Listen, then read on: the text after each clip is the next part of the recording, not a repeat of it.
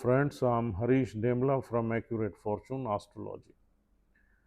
दोस्तों, यदि शुक्र देव कन्या लगन के दशम भाव में बैठ जाएं, तो हमें क्या फल मिल सकते हैं? आज इसी पे ही हम चर्चा करेंगे। देखिए दोस्तों, 10वां घर जो है वो है हमारे सोशल स्टेटस का, यानी कि सोशल स्टैंडिंग का, यानी कि सोसाइटी में हमारा क्या स्टेटस रहेगा, लोग हमें किस तरीके से देखेंगे, सोसाइटी के साथ हमारे ताल्लुकात कैसे रहेंगे, पावरफुल मशीनरी या पावरफुल लोगों के साथ कैसे संबंध रहेंगे, क्या हम जिस देश में रहते हैं उस देश के कानूनों को मानेंगे, उनकी कदर करेंगे, उनकी रिस्पेक्ट करेंगे, और हमारे पिता की वेल्थ या पिता का परिवार कैसा होगा, क्या हम अपने पिता की वेल्थ का सुख भोगेंगे, या पिता के किसी बिजनेस में हम आ सकते हैं, या हमारे पिता रिच होंगे या प्रोस्पेरस होंगे, और हमारा कैरियर कैसा होगा, कैरियर में हमें सक्सेस मिलेगी या नहीं मिलेगी, और कैरियर में हमारा नाम होगा या नहीं होगा। ये सारी चीज़ें 10वें घर से मिलती हैं। शुक्रदेव नवम भाव से आ रहे हैं। नवम भाव का प्लैनेट अगर दशम भाव में बैठ जाए तो इंसान अपने कैरियर में फॉर्चुनेट हो जाता है, क्योंकि नवम भाव डेस्टिनी का है, 10वां घर कैरियर का है।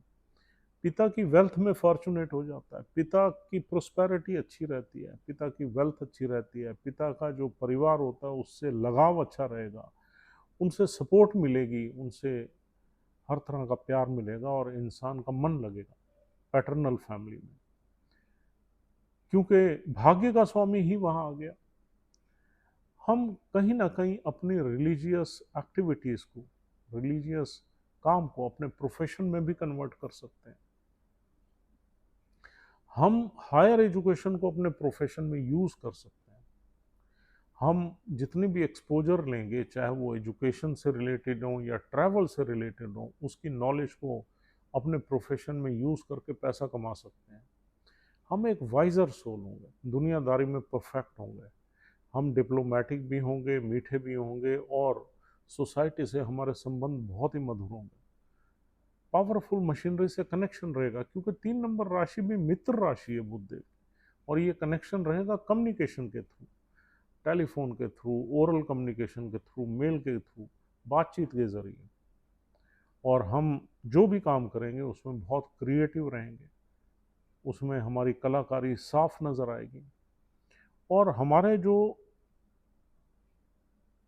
जहाँ हम काम करेंगे वर्क इन्वायरमेंट, वहाँ भी हमारा अच्छा प्रभुत्व होगा, लोग हमें प्यार करेंगे, हमारे साथ हमारी स्त्रियों का सपोर्ट रहेगा, यानी कि जो स्त्रियां काम करती होंगी, जो हमें हमारे को वर्कर्स होंगे, उनका हमारी लाइफ में अच्छा सपोर्ट रहेगा, और हमारी जो पत्नी है वो भी प्रोफेशनल होगी, और कहीं ना कहीं उसका भी सोसाइटी में एक नाम हो सकता है।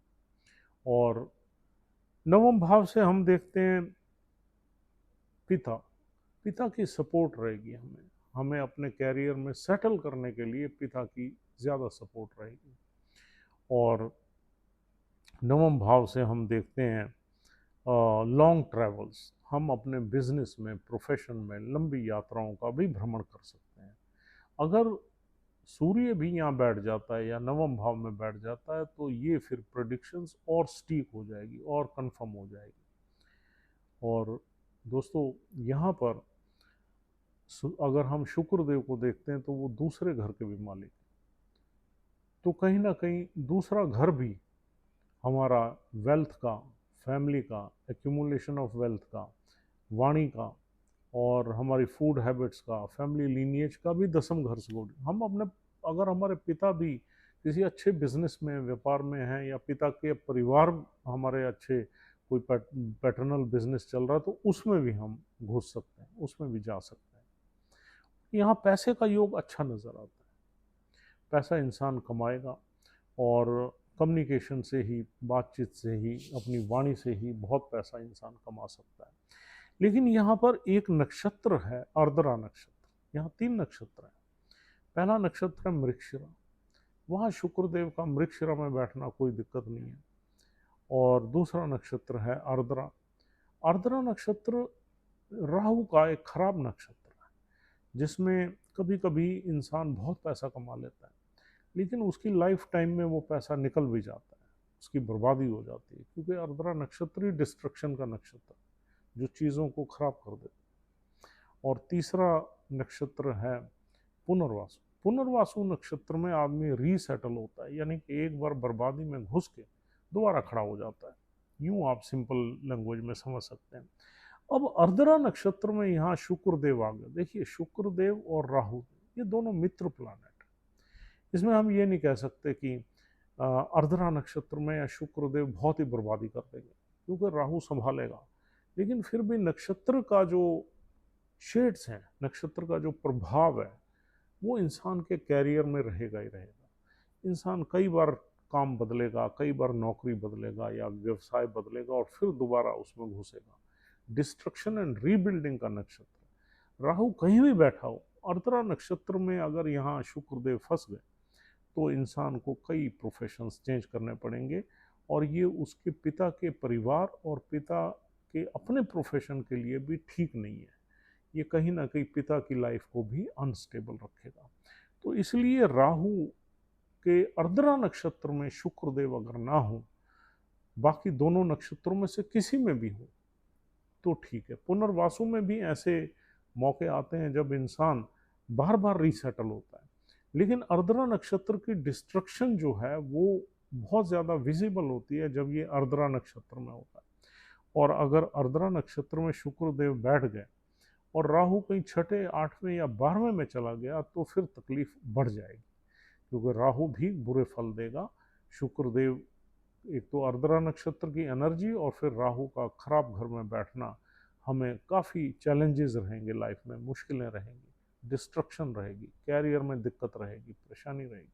तो आप ये मत समझिए कि ये हर नक्षत्र में शुक्रदेव इक्वल फल देंगे। जैसे नवम भाव में हमने आपको बताया था, वो उस नक्षत्र भी अच्छे हैं और फिर भाग्य में बैठा है मजबूत। ये तो बुध की राशि में, और बुध की राशि बेशक मित्र राशि है, लेकिन अर्द्रा नक्षत्र में या पुनर्वासु में तकलीफ रहती है थोड़ी सी। मृगशिरा नक्षत्र में फिर भी अच्छे फल मिलेंगे। इस राशि में जो नक्षत्र हैं तीनों के तीनों वो चैलेंजिंग है। मंगल भी यहाँ पर मारक प्लानेट है इस लगन में, तो मंगल के नक्षत्र में भी हम ये नहीं कह सकते कि बहुत बड़ा सुख। फिर भी ऐसे इंसान अपने कैरियर में भाग्यशाली रहते हैं। तो नक्षत्र का अगर लॉर्ड कहीं अच्छे घर में बैठ जाए, ऑस्पिशियस हाउस में बैठ जाए, तो फिर लाइफ में काफ़ी चीज़ें अच्छी भी चलती हैं। आदमी की लाइफ में मुश्किलें आती हैं, टर्मोइल्स आते हैं, टर्न्स आते हैं, लेकिन इंसान आगे बढ़ जाता है। ये भी इस भाव में खूबी है, क्योंकि यहाँ पर डेस्टिनी के घर से बैठा हुआ है प्लानेट और मित्र प्लानेट बैठा हुआ है, और फिर वेल्थ के घर का भी मालिक है।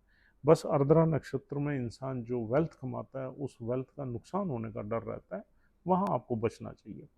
और दोस्तों, यहाँ बैठा हुआ शुक्र चौथे घर को देखेगा, जहाँ उसकी एनिमी साइन है, गुरु की राशि है।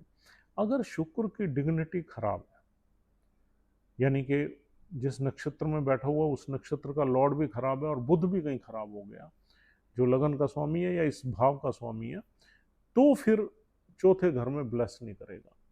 अगर बुधदेव की अच्छी प्लेसमेंट है और नक्षत्र के लॉर्ड की भी अच्छी, यानी कि राहु भी कहीं अच्छा बैठा हुआ है, लगन में बैठा हुआ है, दूसरे घर में बैठा हुआ है, तो यहाँ पर इंसान पैसा बहुत ज़्यादा भी कमा सकता है। अगर राहु सपोज 7 नंबर में बैठा हुआ है सेकंड हाउस में, और ये अर्द्रा नक्षत्र में है, तो यहाँ पर पैसा करोड़ों रुपए में आ जाएगा। अर्द्रा नक्षत्र है ही ऐसा, ये तूफानी नक्षत्र देता है तो बहुत कुछ देता है, लेता है तो बहुत कुछ ले जाता है। सिंपल थ्योरी है इसकी। तो दोस्तों, फिर यहाँ पर ये चौथे घर में भी ब्लेस करेगा। अगर शुक्रदेव की डिग्निटी खराब है तो चौथे घर में फिर ब्लेस ये नहीं करेगा। दूसरी चीज़ ये है, शुक्रदेव के साथ कोई मैलेफिक प्लैनेट नहीं होना चाहिए।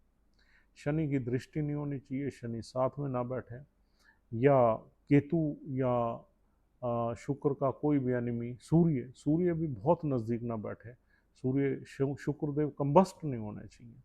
तो उस केस में भी यहाँ पर एक मेलिफिक आस्पेक्ट या मेलिफिक कंजंक्शन में अगर शुक्र देव आ जाते हैं तो हमें उतना ज़्यादा ब्लेस नहीं करेंगे, क्योंकि यहाँ नक्षत्र जो हैं तीनों के तीनों वो दर्शाते हैं कि इंसान की लाइफ में कुछ ना कुछ बदलाव, कुछ ना कुछ डिस्ट्रक्शन, कुछ ना कुछ टर्मोइल्स, कुछ ना कुछ प्रॉब्लम्स आएंगी ही आएंगी। तो दोस्तों, this is all for the day. उम्मीद करता हूँ कि ये वीडियो आपके लिए यूज़फुल रही है। अगर आप हमारी वीडियोस को पसंद करते हैं तो हमारा चैनल ज़रूर सब्सक्राइब करने की कोशिश करें। कल आपसे फिर मुलाकात होगी, फिर बात करेंगे शुक्रदेव की नेक्स्ट हाउस की प्लेसमेंट के बारे में। Take care, have a good time, thank you very much.